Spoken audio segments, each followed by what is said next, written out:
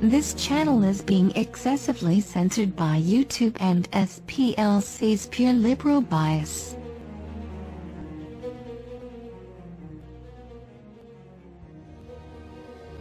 This channel has been known to trigger leftists and trolls alike. Proceed with extreme caution. You have been warned. It was here, room 221, where police arrested 30-year-old Donald Stafford for allegedly murdering his wife in Kansas, leaving her body in a dumpster. The man they're looking for is a black man in his 20s with shoulder-length dreadlocks. Police say she was on her way to work when 4 teens tried to rob her and then shot her You to took death. her from me. There will be no forgiveness for you. Sometimes we did physically get into altercations, but it wasn't ever beat down. I did positively impact her life. That's why we was together for so long. Henrico police have made an arrest in the January shooting death of a woman found inside a townhouse off Staples Mill Road. Police say she was in the wrong place at the wrong time. She saw what was happening. She tried to run out of the store, but was shot twice in the back. She died from her injuries right there on the mat in front of the door. Police say a fight broke out inside the bar and carried on outside, just as Jenny was leaving. She was tragically hit by one of the bullets fired. Well, Ellen, earlier today, police here in Kansas City, Missouri, made a desperate plea for help from the public. They need to find a man they say shot and killed Jacqueline Burkhart. 4 teenagers, including one who is so young we can't show you a picture, are now charged in connection with her Just murder. a barrage of gunshots at the vehicle. These are frustrating, knowing that at least 3 or 4 people witnessed or were part of a homicide, and we're not getting anybody any information on it. All of this and more on the dark Onslaught. Damn! Now YouTube censored. Now YouTube censored. I'm mad as hell right now. Yes, I am. Viewer discretion is advised. Mama Black. This program contains language and sequences some viewers may find disturbing. Neighborhood arresting easy tonight after Polk County deputies say a killer has been caught. Investigators say Marvin Brewer murdered Tammy Butler 2 weeks ago. Our Andrea Lyon is live in Mulberry tonight where the murder happened, and Andrea, Butler's family still has a lot of questions this evening. Well, with Tammy Butler's face still sprawled all over these posters on each post down this road, the closure is not quite there for the family yet, but they said this is a good start to healing. She was an outspoken person. She had a big heart. Tammy Butler, a grandmother and mother. She was a good person. Her body was found inside her home nearly 2 days after she was killed. She moved into the wrong area. You know, she should have stayed in Wisconsin. Her family, now in town to clean up what's left, says they weren't sure what to think when they got the call. I don't know. I was pretty much just, I don't know. You know, I don't know. That's all I could really say to myself. Her son says she was working through a hard time in her life.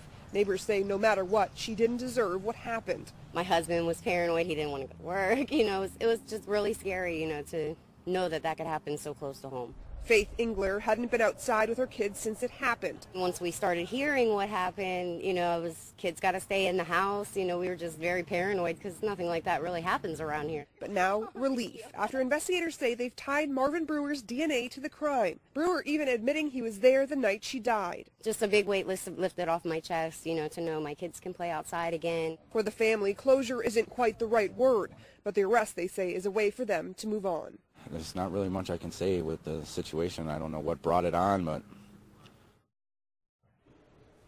Detectives say a tipster also brought helpful information forward linking Brewer to Tammy's death. They will be getting a reward. Live in Polk County, Andrea Lyon, ABC Action News. Wolves.Within learned his fate for a brutal double murder. A judge sentenced Winston Black Jr. to 70 years behind bars. This for the fatal stabbing of David Goh and Ann Gilkerson back in 2012. Tending your sides, Mylana Belora spoke to the sister of one of the victims at court today. It was obviously a tough day for the relatives of the victims. Every time that they're in court, they have to relive what happened to them. But learning that the man responsible for those deaths will likely spend the rest of his life in prison, that gives them some sense of relief. Closure in the courtroom. Winston Black will serve 70 years behind bars after being found guilty in the gruesome murders of David Goff and Ann Gilkerson. It's nice to know that this one person who was a part of this crime, the person who actually committed the act, is now in jail, will be for 70 years, we hope. Teresa Bowers is Goff's sister and says the sentencing brings some relief, but it doesn't change what happened. You can never bring these two human beings back, but I think he got what the jury felt like he deserved, and the judge upheld that sentence, so we are thankful for that. This case goes back to February 2012. Investigators say Black stabbed Goff 24 times. He then put Goff's body in an SUV and set it on fire. That same day, Black allegedly stabbed Gilkerson 123 times. Witnesses overheard Black saying Gilkerson needed to be taken care of because he thought she could connect him to Goff's murder. It's those witnesses who testified that has Black's defense questioning the verdict. They had a lot of horrible photographs, forensic evidence, none of it directly linking the crimes to our client except for the testimony of the two witnesses who would come in under the umbrella of what we thought was very generous plea agreements. Attorney Diane Ringer says it's not a question of what happened, but who did it. There was no physical evidence to corroborate that Mr. Black was the perpetrator of these offenses. Ringer says Black still maintains his innocence and they plan to appeal. Black was sentenced to 40 years for Gilkerson's murder and 30 years for Goff's murder. Black faces murder charges for the death of another man back in November 2011. That trial begins in April. In the newsroom, I'm Marielena Valores, 10 on your side. Thursday was UT stabbing suspect Kendrix White's first court appearance after his attorney filed a notice saying he would plead not guilty by reason of insanity. But the state wants to evaluate White on their own. Now my expert hired by the district attorney's office is now authorized to go talk to Mr. White in jail, review all of his reports and his records, and generate a report indicating her opinion as to his sanity at the time of offense. On May 1st, 2017, UT lost freshman Harrison Brown. Prosecutors say White stabbed him to death and injured two others. The state says they will fight to discount the insanity argument. It presents a new challenge, but our goal is to always see that justice is done. So we need to see our report and see what our expert believes. Harrison's mother believes the insanity plea is absurd. No, I wasn't surprised. It's always shocking, but I was not surprised. He knew exactly what he was doing. Shortly after his death, she dealt with another loss, her husband. You know, every day I wake up and think and miss Harrison and my husband. Thursday, other family members were in court to hear White and his attorneys enter the plea. You try to put it out of your mind, but when you come back to something like this, it just brings up all of those emotions again. Nobody has any idea what the victims go through and the families. It's a second-by-second, everyday thing that we go through. After the state psychiatrist has evaluated White, the findings will be reported on May 8th. Harrison's family says they are putting their faith in the justice system. Quite honestly, I know that for a defense to prove that they were insane at the time is very difficult. So I wish them luck. I just want justice for Harrison.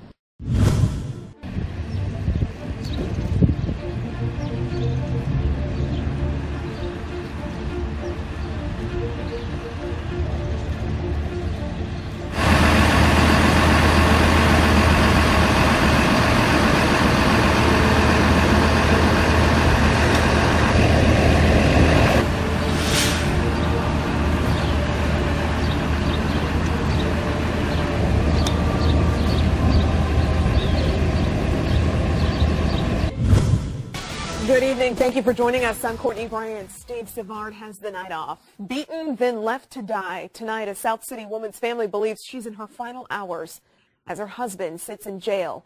News 4's Vincent Gladden is live at SLU Hospital with a story you'll see only on 4. Courtney, the woman is resting here at SLU Hospitals. Doctors don't expect her to see, talk, or walk again. According to her sister, it's only a matter of days before family members will see Nancy Johnson one last time.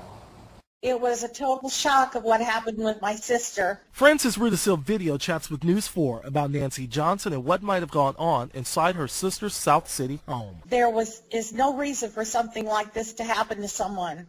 You know, she'd been with this man for 30 years, and he said he loved her, but he was so abusive to her, and we did not know it until just recently. News 4 learned St. Louis police arrested Johnson's husband, Robert, at SLU.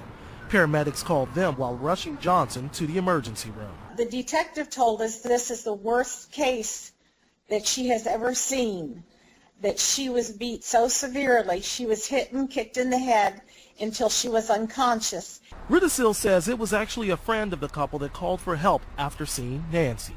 We were thinking maybe whatever conscience he had got to him. He had been packing his bags, had all of her jewelry and a sum of money put in the bag. and he was getting ready to bolt. And he told the paramedics that she fell out of bed. As Frances Rudisill deals with the pain of losing her sister, she sends a message to others suffering their own way. I just don't want anyone else to ever have to go through this. If someone is abusing you, get out of that relationship. Back live outside SLU Hospital, Francis, who lives in Indianapolis, will arrive here at the hospital tomorrow morning. As for Robert Johnson, he's in jail tonight on domestic assault-related charges. Reporting live outside SLU, Vincent Blandon, News 4. We'll hear all kinds of screaming. Martha Cranford lives across the street from the parking lot where police say a High Point woman got stabbed Thursday night. Very scary. She says the victim's aunt started calling for help. She said, please get the police out here in an ambulance. He's killing her. He's killing her. Police were all over. But they still haven't located Clarence Gladden. He's charged with attempted murder and assault with a deadly weapon with intent to kill. We got his picture from North Carolina's sex offender registry and found he has a rape conviction from back in 1994. Police say Gladden and the victim either had or were still in a relationship. I don't understand it. I really don't. Police say the victim is at a local hospital. She's a very sweet person. Very sweet. Do anything for you she can. Just hope and pray for the best.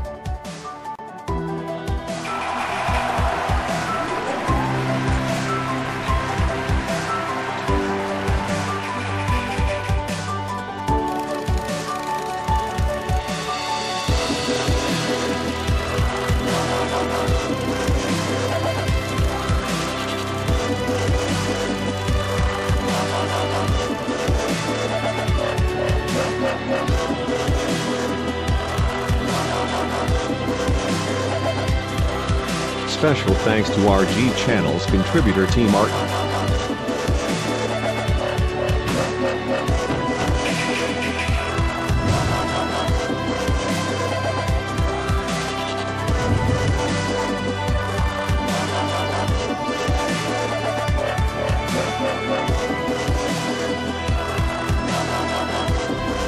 And as always, thank you for watching. If you like this video, please consider subscribing. Also follow us on the usual media for more interesting information like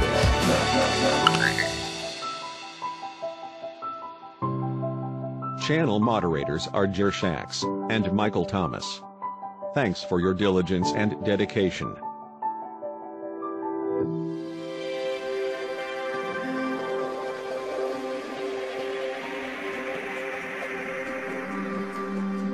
This has been a T. Martin and RG Channel collaboration.